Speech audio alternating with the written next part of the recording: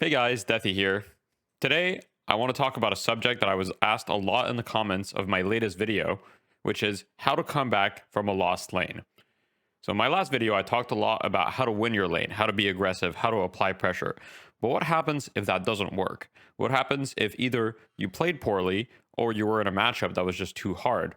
Or maybe you were in a duo lane and your teammate made some bad plays as well as yourself, and you guys are now really far behind. What should you do? In this example, I want to first talk about what it means to lose lane. The best way to know if you lost lane or not is to click on View Graphs here, click on Lane Stats right here, and then click on your lane. If you see the stats at 9 minutes, you'll see the soul difference. I would say that generally speaking, losing lane is going to be about a 1,000 soul difference or more. The bigger the difference, the harder it is going to be to come back. I'm going to be showing this lane as an example, because despite me only being down 1,000 souls, at one point of the lane, it was much worse. And I want to talk a little bit about the decisions that made it a little bit better for me. If you guys enjoy this type of content, make sure to leave a like and subscribe. It really helps the channel. Enjoy. So, looking at this lane, at the 4-minute 45-second mark, I'm already 1,000 behind my lane opponent, which is the Infernus. This is an extremely significant advantage this early on, because it means that he has ultimate and I don't. Not only that, but he went to go gank a nearby lane in order to give them an advantage as well, which means it's looking really bad for me. The first thing I want to talk about is, when you're behind, you can't afford to be too greedy for items. You need to spend your souls now. This means buying as many 500 items as you need in order to be somewhat useful during the lane. If your opponent has a 1,500 soul lead, but hasn't spent it because they're going for greedy items, and you've spent all of your souls on 500 items, chances are they're not going to feel that much stronger than you. You'll see this here in this example, where I'm about to do a lot of pressure on him after buying 2 items here. So I'm going to buy a headshot booster as well as high velocity mag, and then I'm going to go in and apply as much pressure as I can, and I'm going to end up getting a lucky kill here. It's part luck, but it's also part taking the opportunity. If I was greedy here and I saved up for an item like Heroic Aura, I never would have been able to get that kill and get a little bit back into the game that way. So that's lesson number 1. Always spend your souls if you are behind. Do not save up for greedy items. You want to be buying a bunch of smaller items. So we're talking 500s and 1200s. There are exceptions to this. For example, as Wraith, a lot of the times you'll rather still just save for Tesla bullets. But generally speaking, if you're behind, you want to be able to take part into the game. The other thing I want to talk about is getting active in other lanes. If your own lane is lost, don't hesitate to look for opportunities in other lanes where enemies might be overextended. As you can see here, I end up ganking another lane where they're pushing the Walker and killing the Haze here, as well as getting a second kill in the Paradox. Now, if they had played a little bit better, I probably wouldn't have been able to kill both, but this is still the right logic that you want to be using. You always want to be taking fights at some sort of advantage. If you're taking fights in a different lane, this means taking fights at a numbers advantage. If you're taking fights in your own lane, you need to have some sort of creep or money advantage. If you're behind, you're not going to have that. Therefore, it makes sense to try to fight to force a numbers advantage fight somewhere else. That was a nice example, but I want to talk about another game where I was even further behind. When you're 1k behind, usually you can still manage to find opportunities. But in this game, I'm more than 2k behind, being 2.5k behind the Yamato that I laned against at the top here. This was the game against Hydration, and I did really poorly in lane. So what do you do when you're this far behind? You can't really fight your lane opponent, because they're so far ahead that even if you spend your souls wisely, it's not going to be enough.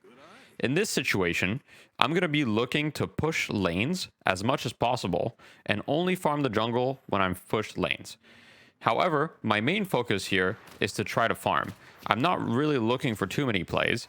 I'm harassing the Yamato a little bit, but I know that I'm not going to be able to kill her. And therefore, I'm just trying to get as much farm as possible to try to come back into the game. I know that I'm too far behind to realistically have impact on any of the fights, and therefore, I'm going to try to avoid them as much as possible. We're going to see this here. After I clear the jungle camp, I'm going to go ahead and clear the wave. Since there's some action, I'm going to show up and see if there's anything I can do. Of course, I don't have a ton of impact, so I'm mostly here for the wave. But it doesn't hurt to show up the fights if they're near farming or objectives. As I go back, I'm going to go back to the yellow wave, which is pushing in order to get more farm. Once I'm at the yellow wave, I'm going to farm it as fast as possible. This is very important. I see a lot of people who aren't shooting the creeps fast enough or aren't using abilities. Ideally, you want to push the waves as fast as possible because it'll allow you to do other things. For example here, after I've pushed the wave, I'm going to jungle.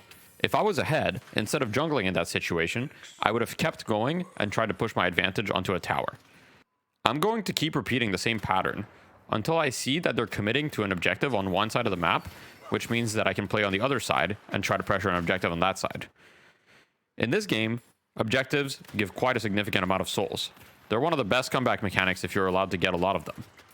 What this means is that any chance that I get, even if it risks being a little aggressive and potentially leading to my death, I'm going to look to push towers if possible.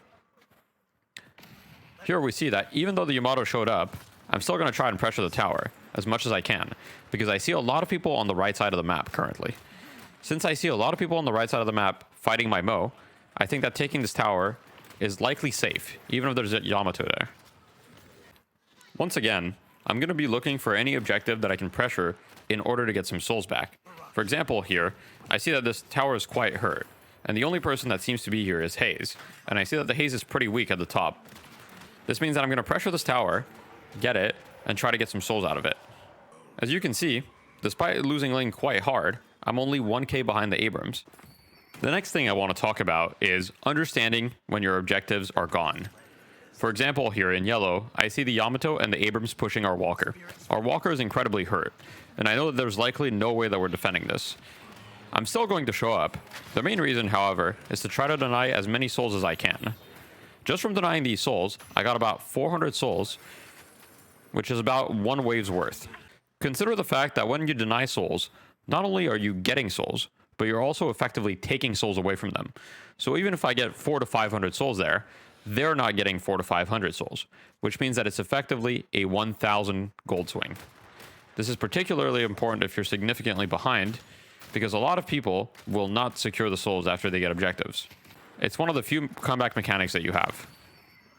For reference, here's what our laning stage looked at from a souls perspective.